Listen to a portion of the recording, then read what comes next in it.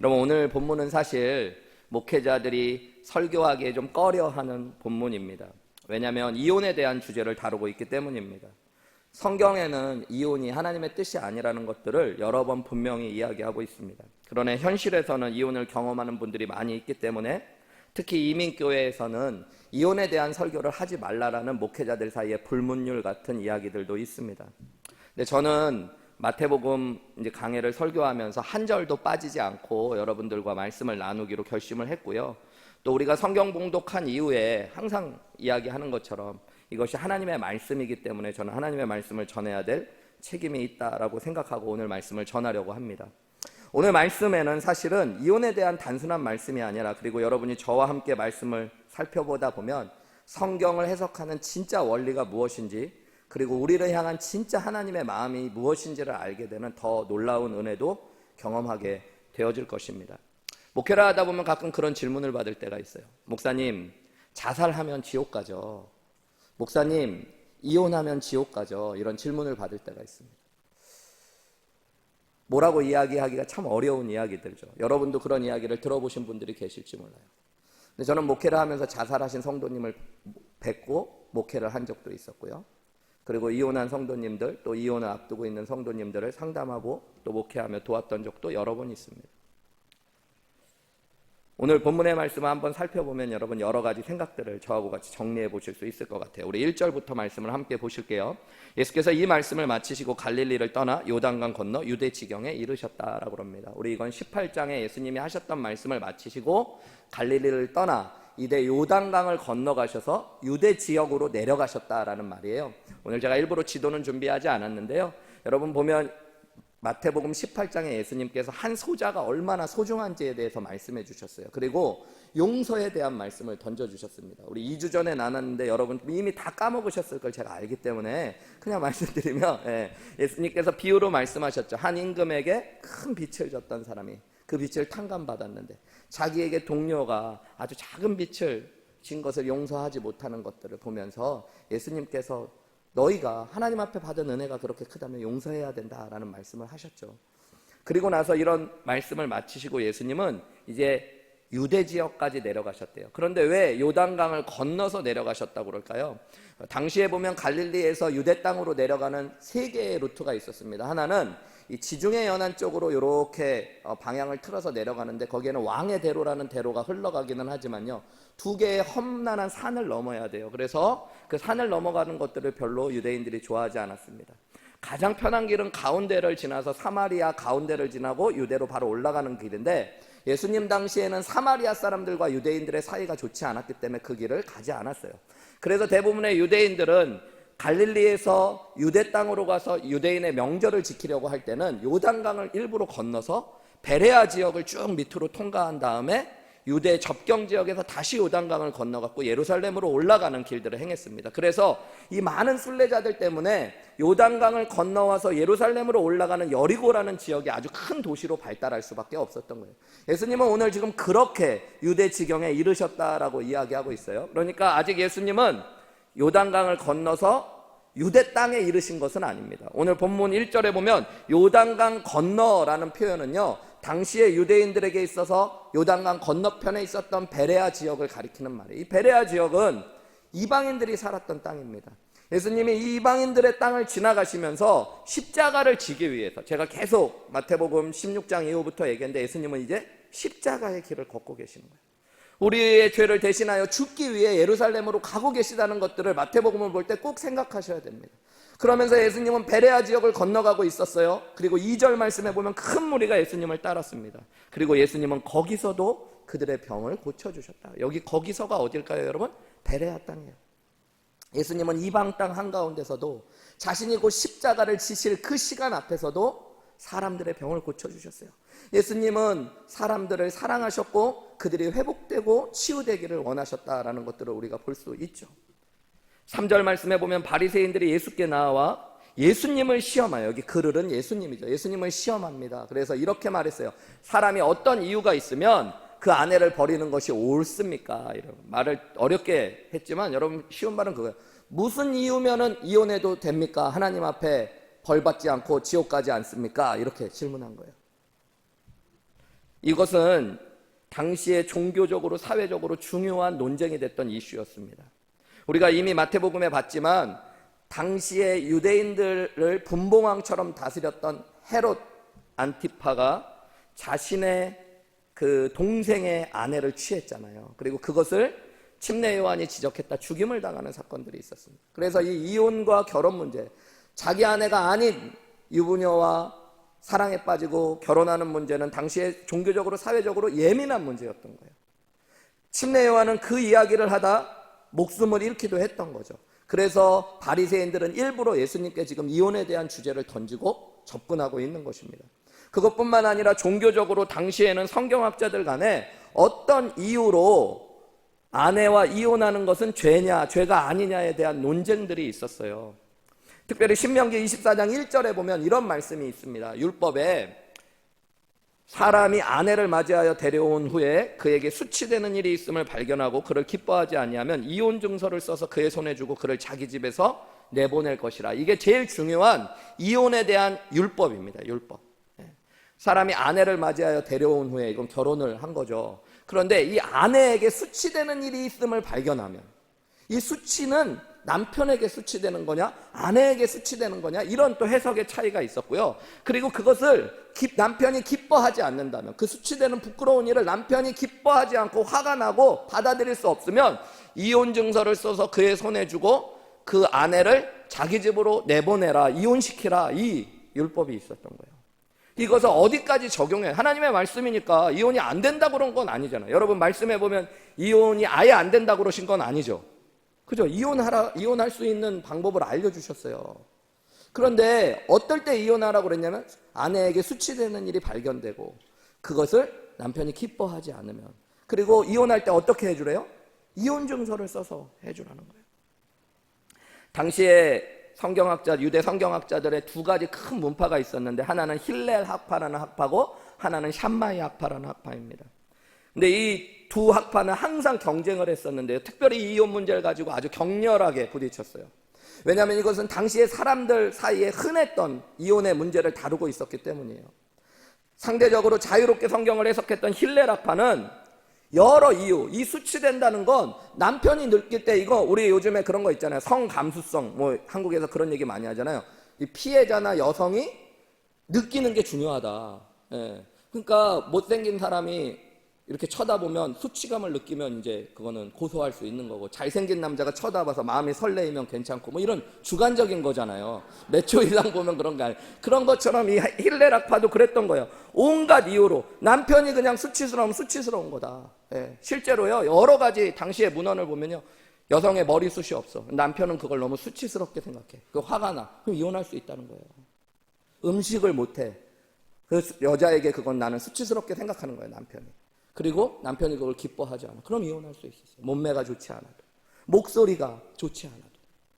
그렇게 힐렐 학파는 이 말씀을 해석했어요. 반대로 상대적으로 엄격하게 율법을 해석했던 샴마이 학파의 경우에는 간음 위에는 절대 이혼이 허락되지 않은 거라고, 안 된다고는 할 수는 없잖아요. 성경에 너무 분명하게 이혼할 수 있는 길을 하나님 말씀하셨기 때문에 아예 안 되는 건 아닌데, 가장 그냥 최소한 간음 이외에는 안 된다라고 하면서 항상 다퉜어요. 그렇기 때문에 이 질문이 예수님께 시험이었던 겁니다. 예수님이 어느 대답을 하면 반드시 한쪽 사람들에게는 공격을 당하게 되어 있는 거예요. 그리고 또 말실수를 하나 하면 심지어 침례 요한처럼 목이 날아갈지도 모르는 질문이었던 거예요. 그냥 단순하게 어떤 이혼은 지옥에 갑니까? 지옥에 가지 않는 이혼이 있습니까? 어떤 이유로 이혼해야 됩니까?가 아니었던 거예요.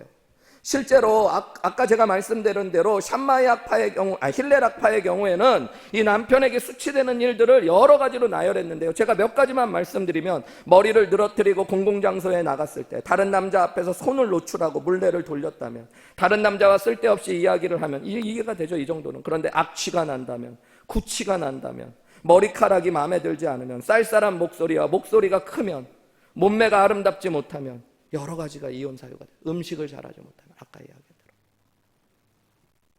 여러분, 남자들이 성경을 그렇게 해석했던 거겠죠. 그렇게 성경을 보고 싶었던 거겠죠. 4절 말씀에 예수님은 이렇게 대답하세요. 예수께서 대답하여 이르시되 사람을 지으신 이가 본래 그들을 남자와 여자로 지으시고 말씀하시기를 그러므로 사람이 부모를 떠나서 아내에게 합하여 그 둘이 한 몸이 될지라 하신 것을 읽지 못하였느냐 이렇게 말씀하셔요. 여기 보면 읽지 못하였느냐 이거를 질문처럼 의문문처럼 보이는데 여러분 이거 의문문이 아닙니다. 옛날에 학교 다니셨을 때 국어 공부 잘하셨던 분들은 아는데 이거 설의법이라는 거예요. 네, 의문을 통해서 무언가를 확인하는 말인 거예요. 그러니까 다 읽지 않았냐 이 얘기하는 거예요. 유대인들은 누구나 알고 있었던 말씀이에요. 유대인들은 모세 오경을 달달 외우고 살았어요. 신명기에 이 말씀을 모를 리 없어요. 그리고 지금 예수님이 하시는 말씀은 창세기에 나오는 말씀이에요. 그래서 이 말씀을 모르는 사람은 없어요. 너희가 다 아는 말을 잊지 않냐 그러면서 예수님은 말씀해 주고 계십니다. 4절 말씀에 보면 사람을 지으신 이 누구예요? 창조주 하나님. 그분이 본래 뭐라고 말씀하셨다라는 것을 지금 알려주시는 거예요. 여러분 이게 되게 중요한 겁니다.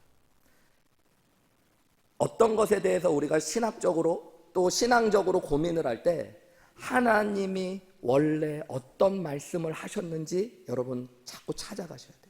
하나님의 원래의 마음은 무엇인지, 하나님이 가지고 계신 뜻과 계획은 무엇이었는지부터 차근차근 생각해야지 여러분 우리는 답을 찾아갈 수 있어요.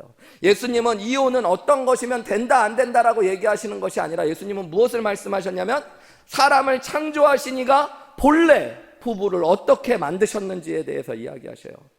우리가 잘 알다시피 창세기 2장 24절에 보면 하나님께서 아담 혼자 있는 것을 보기에 좋지 않다고 말씀하셨어요. 그리고 돕는 배필을 지으시겠다고 말씀하시면서 아담이 잠들었을 때 아담의 갈빗대를 취하여서 여자를 만드셔서 그에게 가져다 주고 부부가 되게 하셨습니다.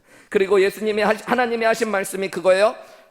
남자와 여자가 그 부모를 떠나서 아내와 합하여 그 둘이 한 몸이 될지니라 이렇게 말씀하셨어요. 이게 부부의 하나님의 뜻이에요. 여러분 이게 우리가 이혼이든 결혼이든 무엇이든 부부관계를 볼 때 제일 먼저 기억해야 되는 것입니다. 하나님께서 우리가 부모를 떠나서 한 몸이 돼서 아내와 합하여 한 몸이 되도록 하셨다는 것들을 기억하셔야 돼요. 여기 보면 떠난다라는 것과 합한다라는 것이 중요한 동사 두 개로 쓰이는데 사실은 엄격한 의미로 보면 중요한 동사는 하나예요. 한 몸이 되고 하나가 되라는 겁니다. 그것을 위하여 떠나라는 거예요. 부모를 떠나지 않으면 하나가 될 수 없으니까. 그래서 부모조차도 떠나서 온전히 하나가 되는 것, 그것이 하나님이 부부와 가정을 향해 가지신 뜻이라는 거예요. 여러분 이게 너무너무 중요한 겁니다. 하나님이 홀로 있는 남자가 보기에 좋지 않아서 돕고 서로 사랑하고 한 몸이 되고 하나가 될 수 있도록 부부를 만들어 주셨어요. 나의 부족함을 채워주고 내 마음을 알아주고 서로 사랑하라고 한 몸으로 만드신 거예요. 한 몸. 6절 말씀해 보면 그런즉 이제 둘이 아니고 한 몸이니 부부를 얘기하는 거죠. 부부는 둘로 존재하는 게 아니래요. 한 몸이래요. 그러므로 하나님이 짝지어 주신 것, 하나님이 하신 거잖아요. 하나님이 둘을 짝지어 주셨기 때문에 사람은 나눌 수 없다라는 것이 본래 하나님의 뜻이라는 거예요. 하나님의 계획, 하나님의 역사로 부부가 됐기에 사람이 하나님의 뜻과 어긋나게 이혼한다는 건 하나님의 뜻은 아니라는 겁니다. 여러분 가정을 향해서 하나님이 가진 뜻은 너무너무 분명해요. 하나가 되라는 것들, 그리고 나누지 말라는 것들입니다. 그랬더니 7절에 바리새인들이 또 질문을 해요. 여짜오되 그러면 어찌하여 모세는 이혼 증서를 줘서 버리라고 하였습니까? 하나님은 그랬다면서 모세는 율법에 보면 왜 이혼 증서를 써가지고 이혼하라고 그랬습니까? 앞에 제가 이야기한 대로 신명기의 말씀을 이야기하고 있는 거죠. 여러분 모세가 이야기한 게 아니에요. 모세의 율법에 왜 그렇게 적혔습니까? 얘기하는 거예요. 하나님이 왜 그러셨습니까? 얘기하는 거예요. 지금 특별히 이혼 증서도 중요한 겁니다. 당시에 모세는 여자가 수치스러운 일이 발견되고 남편이 그것을 기뻐하지 않으면 이혼 증서를 꼭 써주라고 그랬어요. 이혼 증서를 써줘야지 여러분 여인은 다른 남자에게 시집을 갈 수 있었어요. 당시의 문화에서. 이혼 증서가 없으면 다른 남자를 만나면 돌에 맞아 죽는 겁니다. 간음한 여인이 되는 거예요. 그래서 사실 하나님의 말씀에는요, 여러분 여자를 보호하는 마음이 있으셨던 거예요. 이혼을 당한 여자가 그냥 이혼 증서도 없이 평생 다시 다른 남자와 결혼도 못하도록 꼭 이혼 증서를 써주라는 게 하나님의 마음이었던 거예요. 당시의 기록들을 보면요, 여러분, 남자들이 얼마나 나쁜지, 당시의 문화에서 결혼을 하는 것도, 남자가 여자를 데려오는 것도, 이혼도 남자가 시킬 수 있었기 때문에 앞에도 말씀드렸듯이 온갖 이유로 자기의 마음에 들지 않으면 아내를 이혼하기도 했고요. 이혼 증서를 써줘야 되는데 좀 멋있으면 남자가 그래도 헤어질 때만이라도 그동안 고생했다, 이혼 증서 확실하게 써줄게, 이러면 좋은데 또 다른 남자가 만나는 건 싫은 거예요. 그래가지고 이혼 증서를 안 써주는 남자들이 많았어요. 내가 같이 살기는 싫은데 남하고 같이 사는 것도 싫은 거예요. 어떤 남자들은요, 여러분, 나뭇잎에다가 막 써줬어요. 당시의 기록을 보면. 나뭇잎에 써주면 어떻게 돼요? 나뭇잎이 곧 말라버리죠. 그리고 부서져 없어져요. 그런 것들을 방지하기 위해 하나님의 말씀은 이혼 증서를 써주라는 말씀이 있어요. 이거는 이혼 증서를 쓰기만 하면 이혼해도 돼라는 말씀이 아니라 이혼하는 아내도 배려하시는 하나님의 마음이 있었던 거예요. 그래서 8절 말씀이 나오는 겁니다. 예수께서 이르시되 모세가 너희의 완악함 때문에 아내 버리는 것을, 이 모세의 얘기만이 아니라 하나님께서 너희의 마음의 완악함 때문에 모세 오경을 통하여 아내 버림을 허락하셨다는 겁니다. 그렇지만 본래는 그렇지 않았다는 거예요. 여러분, 이것을 기억하는 게 중요해요. 여러분, 하나님이 본래의 뜻은 그렇지 않은데 우리의 죄악과 연약함과 완악함을 아셔요. 그래서 때로는 그런 우리를 위해 이해하시고 허용하시는 것들이 있다는 것들을 이야기하고 있는 것입니다. 그리고 그 상황 가운데도 하나님은 우리의 완악함을 아시면서 피해자가 될 사람들을 보호하시는 마음이 하나님 앞에 있었다라고 예수님이 알려주시는 겁니다. 9절에 내가 너희에게 말하노니 누구든지 음행한 이유 외에 그래서 아내를 버리고 다른 데 장가드는 자는 간음한 것이다. 남자들의 이기적인 욕심으로 말씀을 함부로 해석하고 그 자신의 이익과 원하는 것들을 이루기 위해서 함부로 말씀을 보지 말고 하나님이 원래 가졌던 마음, 본래의 뜻을 따라서 말씀을 보아야 된다라고 말씀하시는 거죠. 여러분, 오늘 9절 말씀해 보면 내가 너희에게 말하노니라고 번역된 이 말은 원어로 보면 예수님께서 너에게 선언한다라는 말입니다. 여러분, 당시의 성경학자들은 하나님의 말씀이 이렇게 적혔으니까 나는 이렇게 해석한다, 이건 이런 뜻이다, 이건 이렇게 적용해야 된다, 해석과 적용을 했어요. 그런데 예수님은 직접 하나님의 권위를 가지고 말씀을 지금 선포하고 계세요. 마태복음의 중요한 주제가 뭐냐면 예수님이 누구신가입니다. 근데 여러분, 이 한 절 말씀해 봐도 예수님은 말씀하시는 하나님 그 자체라는 걸 알게 되었어요. 예수님은 자신이 하나님이심을 보여주세요. 여러분, 하나님이신 그분, 그분의 권위로 말씀하시는 그분, 그분의 말씀이 법이 되는 그분이 지금 십자가에 못 박혀 죽기 위해 예루살렘을 향해 가세요. 왜요? 사람들을 사랑하시고 그들이 구원받고 잘되고 축복을 누리기 위해서, 그들의 연약함과 죄악됨을 아셔서 그들을 용서하고 구원하기 위해서. 10절 말씀에 보면 제자들이 여기까지 얘기를 듣고 이렇게 얘기합니다. 제자들, 이게 예수님의 제자들이에요. 앞에까지는 바리새인들이 질문했었는데 제자들이 이르되 만일 사람이 아내에게 이같이 해야 되는 거면 장가들지 않는 게 좋겠습니다. 제자들도 대단하죠. 그렇게 이혼이 힘든 거면 장가 안 가는 게 낫겠습니다. 누가 얘기하고 있는 거예요, 이 얘기를? 제자들이에요, 제자들이. 여러분, 이게 남자들의 마음이에요. 제자들까지도 이런 말을 하는 것은 그 당시 세상 사람들과 똑같이 여자를 업신여기고 작은 꼬투리라도 있으면 이혼을 불사하며 결혼의 신성함을 경시했던 당시의 풍조에 젖어 있었다는 것들을 의미하는 거예요. 여러분, 사람이 얼마나 자기의 이익을 위해 자기중심적으로 말씀을 해석하고 있는지를 알게 되는 거죠. 11절, 12절 말씀 제가 읽어볼게요. 마지막 예수님이 이렇게 얘기하셔요. 제자들을 향해서 하는 말씀입니다.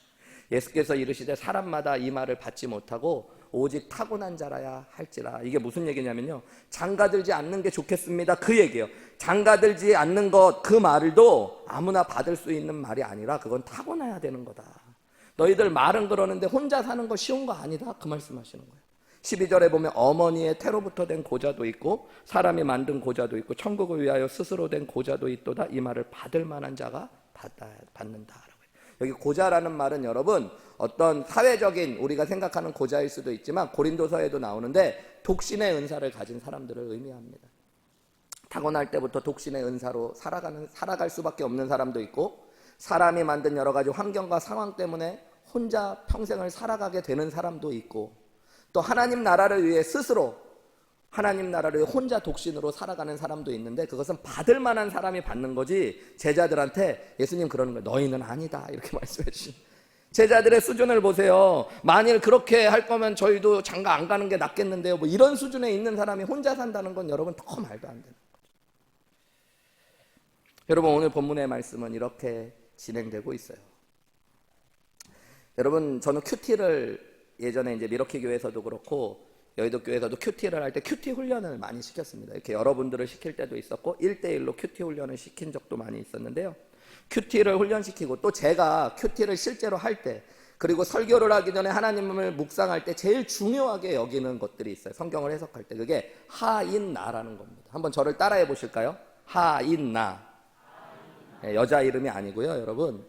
인나 씨가 아니고 하나님, 인간, 나 이렇게 세 가지로. 본문에서 하나님은 어떤 분으로 기록되어 있는지, 하나님은 어떤 마음을 가지고 계신지, 어떤 성품을 가지고 계신지를 묵상해요.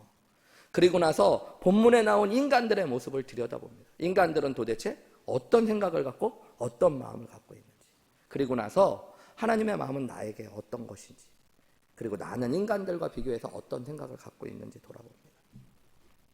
여러분 오늘 먼저 하나님의 마음을 들여다보세요. 예수님도 하나님이시고 그리고 말씀을 통해 하나님이 주셨던 마음들을 생각하세요. 여러분 하나님이 왜 부부를 만드셨어요? 예수님은 하나님이 본래 가지신 뜻이 무엇인가를 계속 말씀해 주시잖아요. 그죠? 그게 뭐예요? 결혼은 우리를 위해 주신 거예요.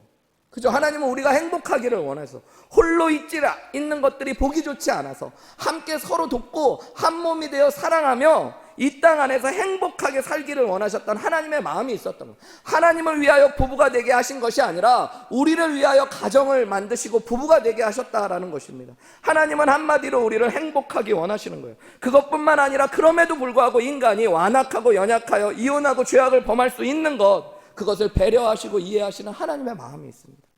그런 것들을 정죄하고 어떻게 이혼은 절대 안 된다가 아니라 그들의 완악함을 아시고 그럼에도 불구하고 피해가 되는 여인을 보호하면서 최소한의 피해로 이혼을 만들어 가시는 아버지의 아픈 마음이 그 안에 담겨 있어요. 우리의 인간의 연약함과 죄악과 완악함을 배려하시는 아버지의 마음이 있다는 거예요. 또한 상처받고 버려진 사람을 이해해 주시고 보호해 주시고 위로해 주시는 아버지의 마음이 말씀에 담겨 있다고 이야기해 줍니다. 여러분 우리는 그 마음으로 말씀을 자꾸 보아야 돼요. 그리고 사람들을 보아야 됩니다. 여러분 하나님의 마음이 빠지고 말씀을 그냥 계명으로만 보면 이혼하는 건 죄입니까? 지옥 가는 겁니까? 되는 겁니까? 안 되는 겁니까? 성경을 엄밀하게 보면 이혼이 되는 거 허용한다고 그랬으니까. 여러분 그런 뜻이 아니라 하나님은 우리가 어떤 순간에도 사랑하고 한 몸 되어 하나님이 원하시는 행복한 가정을 이루기를 원하시는 아버지의 마음이 있어요. 그러나 우리가 우리의 연약함과 완악함 때문에 이혼할지라도 하나님은 우리의 마음을 아시고 연약한 우리를 위로하시고 배려하시는 아버지의 마음이 그 안에 여전히 담겨 있다는 것들을 아시고 보셔야 됩니다. 본문의 바리새인들과 제자들을 보세요. 하나님의 말씀을 다 알고 있었어요. 예수님 말씀하시잖아요. 너희가 읽지 못했냐고. 그들은 말씀을 읽었고 외웠고 알고 있었습니다. 그런데 그 말씀을 언제든지 자기를 위한 말씀으로만, 하나님의 마음에는 관심이 없어요. 내가 원하는 것, 내가 이루고 싶은 것들을 위한 수단으로 말씀을 삼고 있잖아요. 때로는 그것으로 다른 사람을 정죄하기도 하고 다른 사람보다 내가 잘났다는 토론거리로 말씀을 삼을지는 모르지만 하나님의 진짜 마음을 알려고 하지 않는 거예요.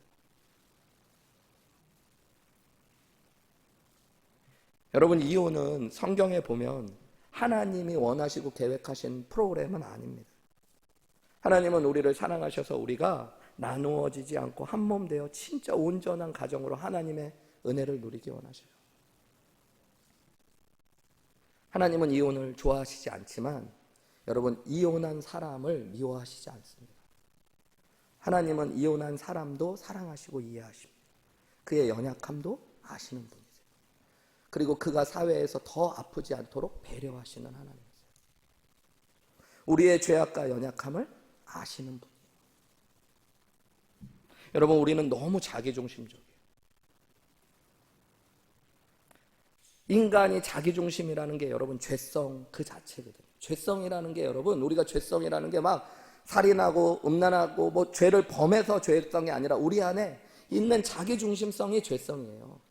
그래서 여러분, 말씀도 하나님도 우리는 너무 자기중심적으로 봐요. 목회하면서 저는 그런 분들 봐요. 자기는 자기같이 자격 없는 사람이 하나님께서 이 귀한 교회에 직분을 주시고 일꾼으로 세워주셔서 너무 감사하대요. 그러고선 다른 사람한테는 저 사람 자격 없으니까 일 시키면 안 된대요. 저한테 와서. 아니, 왜 자기는 자격 없는데 하나님이 주시는 게 은혜인데 다른 사람은 자격 없으니까 일 시키지 말라고 저한테 막 항의하고 따지시고. 여러분, 우리는 그렇게 내가 원하는 내 은혜만 찾아요. 하나님의 마음에는 관심이 없어요. 우리가 하나님의 마음을 안다면 내가 회복하기를 원하시고 나 같은 죄인도 사랑하신 하나님의 은혜가, 나같이 자격 없는 자도 목사로 세우시는 하나님의 은혜가 다른 사람들에게도 동일하게 주어져야 되는 거죠. 여러분, 우리 지지난주에 나눈 말씀처럼, 그러니까 우리는 하나님이 한량 없는 은혜로 예수님의 피로 나를 용서하셨다고 하면서 우리는 작은 것 하나도 용서하지 못하는 거예요. 나는 내 중심적인.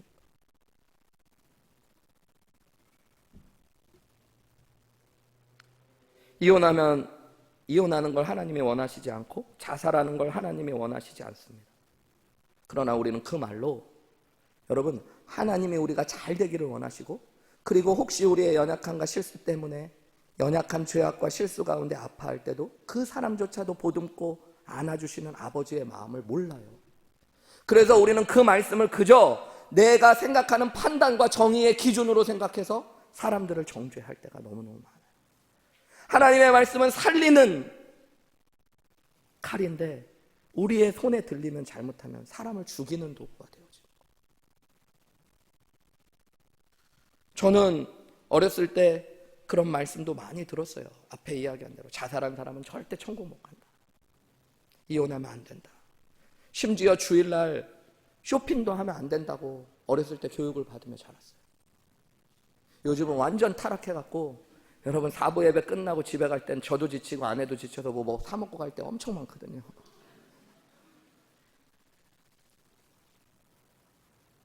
물론 제가 그렇게 사 먹으면 또 일하시는 분은 장사를 해야 되고 또 하나님 앞에 온전히 하나님 앞에 집중하기만 해야 된다면 조금이라도 무언가를 절제하고 하나님만 바라보는 거 나쁜 건 아닙니다.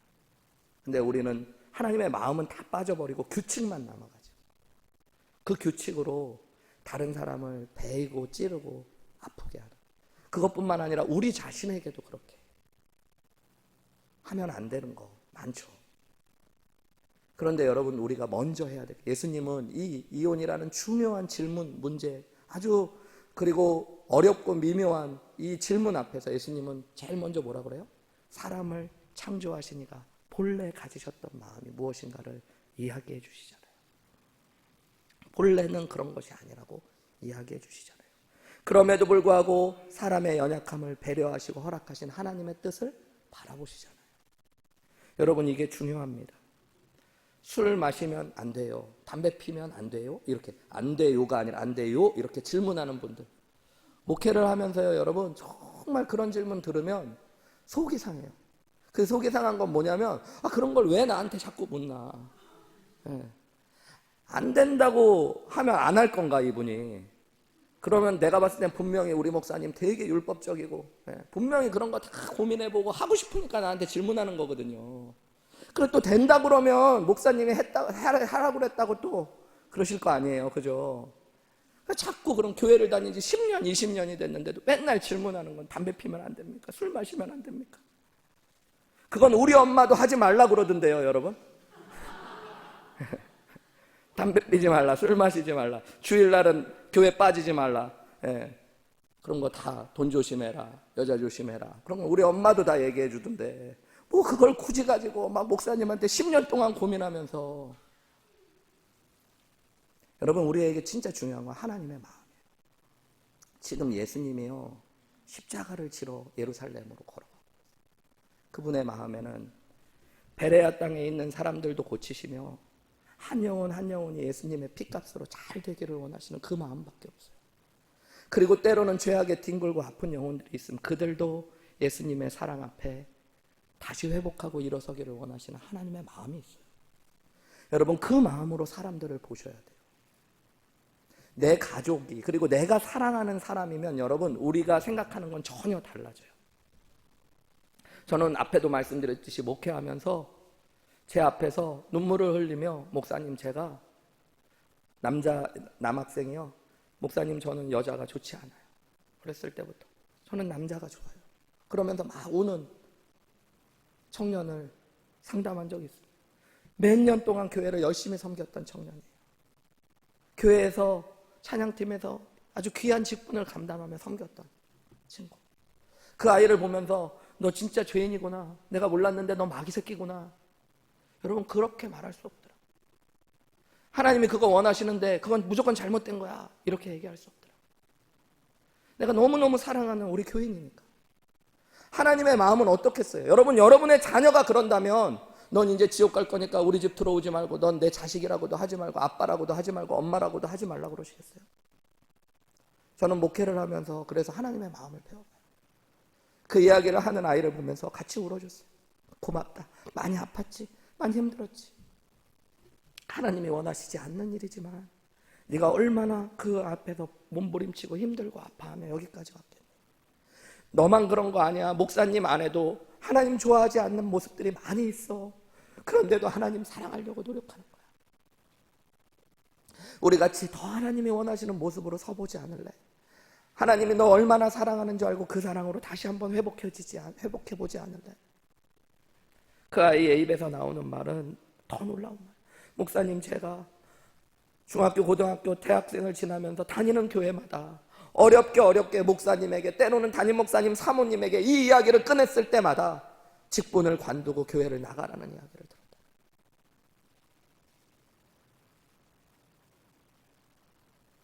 그런 나도 하나님이 정말로 사랑하시나요? 여러분 하나님의 본래의 마음은 무엇이었을까요? 하나님은 네가 하나님이 만드신 창조의 목적을 따라 이성을 사랑하고 아름다운 가정을 이루는 걸 원하시고 그것을 계획하신 분이야. 그런데 네가 그렇지 않지만 너의 연약함과 아픔도 이해하시고 사랑하시고 회복시키시기 원하시는 분. 하나님은 그런 너도 죽기까지 사랑하시는 하나님이시오. 여러분 말씀을 볼 때 먼저 주님의 마음을 살피려고 하셔야 돼요. 그렇지 않으면 우리는 내 죄악을 핑계대기 위한 수단이나 다른 사람을 정죄하기 위한 수단으로 말씀을 이용하게 되죠. 항상 복음이신 예수님으로 하나님의 마음을 확인하셔야 돼요. 말씀을 선포하실 수 있고 하나님의 권위를 가지신 예수님이 지금 이제 십자가를 지기 위해 걸어가셔요. 여러분 그분은 우리가 예수님의 십자가를 통해 하나님의 마음을 날마다 고백하며 바라보면 그분은 우리를 죽기까지 사랑하시는 분이십니다. 그분은 우리가 잘 되기를 원하시는 분이세요. 그래서 하나님은 우리에게 계명을 주신 거예요. 우리를 얽어매고 힘들게 하려는 것이 아니라 우리를 하나님의 계획 안에 행복하고 풍성한 축복 안에 거하게 하시려고. 그러나 혹 우리가 연약하여 우리의 죄악 때문에 우리의 완악함 때문에 하나님의 계획과 다르게 실수하고 넘어져도 하나님은 그런 우리를 배려하시고 보호하시고 다시 회복시키기 원하시는 하나님이신 줄 믿으시기 바랍니다. 그것이 오늘 본문의 말씀이에요. 여러분 반드시 기억하십시오. 하나님은 우리가 주님의 뜻대로 바르고 거룩하게 살며 우리가 그 안에서 행복할 수 있다라고 말씀하십니다. 그러나 우리의 연약함과 죄악됨도 하나님은 아시는 분이십니다. 현장에서 가늠하다 나온 여인, 붙잡혀 나온 여인을 향해 예수님은 뭐라고 말씀하셨어요? 나도 너를 정죄하지 않는다. 그러나 다시는 그와 같은 죄를 범하지 말라. 나의 상처, 아픔 치유하시고 어루만지시고 보호하시고 다시 일으켜주시는 주님을 신뢰하시기 원합니다. 하나님의 마음을 아셔야 돼요. 제가 하나님의 마음을 어떻게 알아야 되나 고민하면서 생각하다가 예전에 제가 좋아했던 찬양이 딱 떠오르더라고요. 그래서 오늘 이제 이번 주부터 해서 금요일날 기도할 때마다 이 찬양 자주 부르려고 하는데요.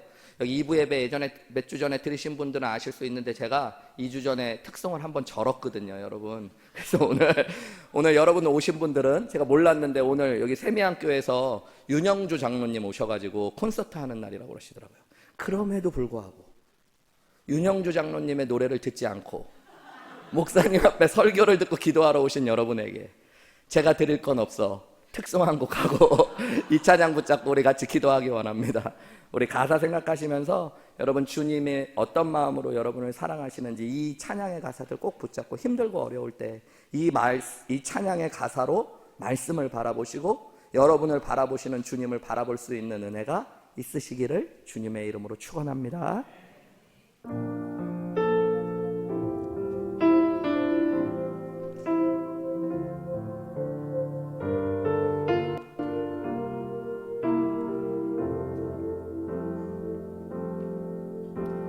주 내 마음 아시네